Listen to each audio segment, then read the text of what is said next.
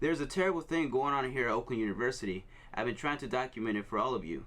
If I disappear in the near future, like the others who have tried to bring you this information, please, please, don't let what you're about to see go unseen. So you've heard. He's back. The Slenderman. We've been trying to figure out why, and furthermore, how long he's been here. But it's all a real tough mystery. I've got a friend named Marty Duke. You should talk to him. So John tells me that you heard that the Slenderman is back on Oakland campus here. For those of you who don't know, the Slenderman is from the Black Forest of Germany.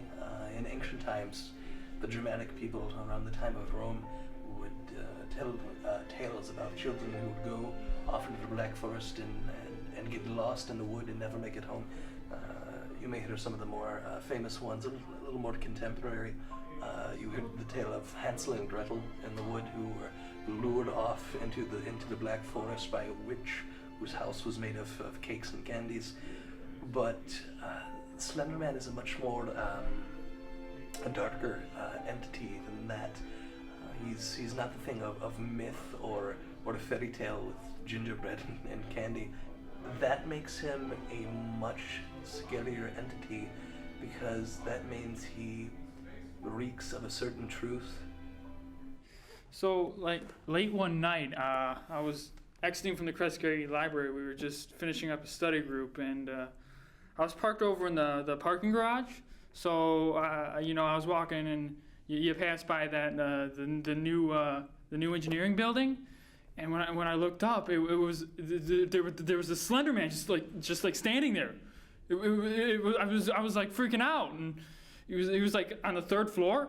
So I mean, like, I took out my phone to take a picture as quickly as I could, but I was like shaking. I was so scared. So I don't think the picture was as good as it could have been, but I mean, like, it was the creepiest thing I've ever seen. Well, this is the first actual sighting of the Slenderman here on campus, but I suspect that this is not the first time he has been here. Many years ago, back in East Vandenberg Hall, third floor, there was a rushing ritual for a fraternal order. I don't know which one, nor does it matter, but they had a young man run through the third floor of Vandenberg all by himself, and he had to turn on all the lights and turn them all off. It's pitch black outside. There was absolutely no light. No one could see, and he was the only one in there. His brothers, his fraternal brothers to be, I should say, were all outside watching and waiting for him to go through the entire hallway, turn on the lights and turn them off. About halfway through, he stopped, and they waited. And they waited some more, but nothing happened. And eventually, they would go inside and find that he had disappeared. And just behind there was left a hat. It was a red hat that he had. It was like a baseball cap, and no one knows where he was. There was no video camera footage. There was no one who had seen him leaving the building. It was just he vanished in thin air, and his hat is actually still here on campus. It's in the basement of the Kresge Library. I saw the hat. I found it in a small cardboard box on some shelves buried beneath some other stuff. But I wasn't looking for it. I was looking for some donations from Matilda Dodge, but I found it. I almost didn't want to open it, but I saw the label and I knew that I had to. I opened the box and I took out the hat, and beneath it there was a little note scribbled on a napkin. It said, "I'm scared. No escape. So tall, no face. He found me." I always knew someone would come around and ask me. I knew it wasn't a demon. I knew that before they called me. I know about the note. It's in the basement with the hat. But my job is not to talk about demons. Mine is to spread the word of God.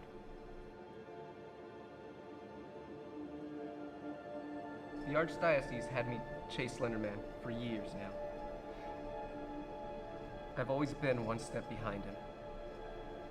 And you should know, this is not my first time being here.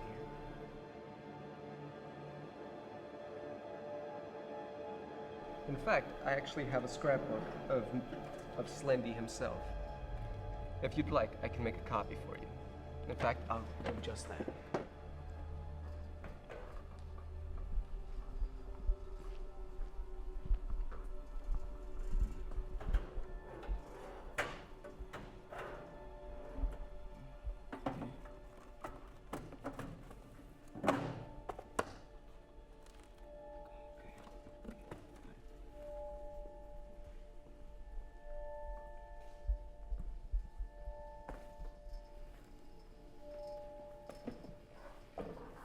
I hope you find what you're looking for, but I pray that you change your mind about finding Slenderman.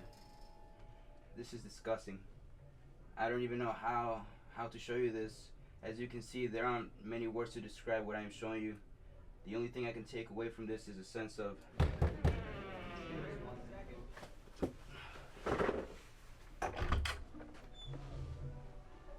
You have something that belongs to me, and I wish to have it back. I don't know what you mean. Cut the shit. You know what I want, and it is in your best interest to return it to me. Thank you for your honesty, my child. But be gone with you, and never return, and forget that this ever happened. My friends, the time has come. I must leave you all. Fare thee well, and I hope that all of this madness stops.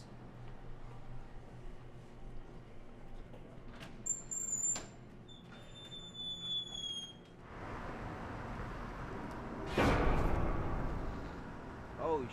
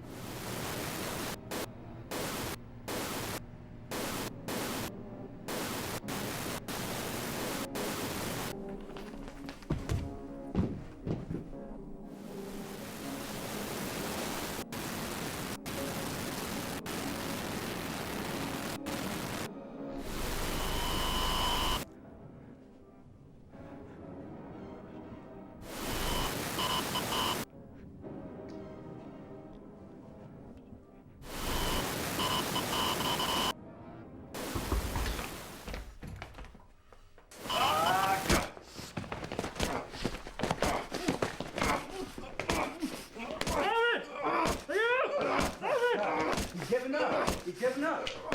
He's giving up.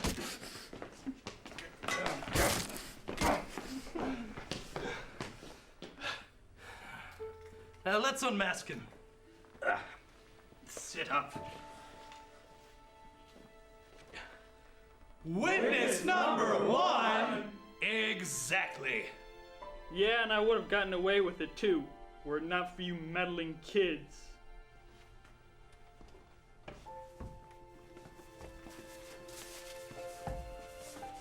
Marty, how did you do it? How did you figure it out? Well, it was quite simple, really. When you showed me the photographic evidence provided by the witness number one, I could tell right away that, while it was quite beautiful, it was a little staged. But what about witness number 2 and that creepy, awkward, overly suggested laugh? Simple. I was a red herring. However, when you showed me the photo book from the priest, the timestamps matched up with the same photo that came from the new engineering building. So it really all just started to make sense.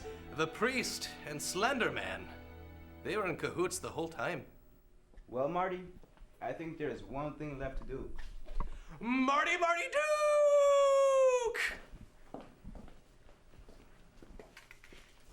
Marty, a spud named Marty, a spud named Marty, a spud named Marty Duke, Marty Duke.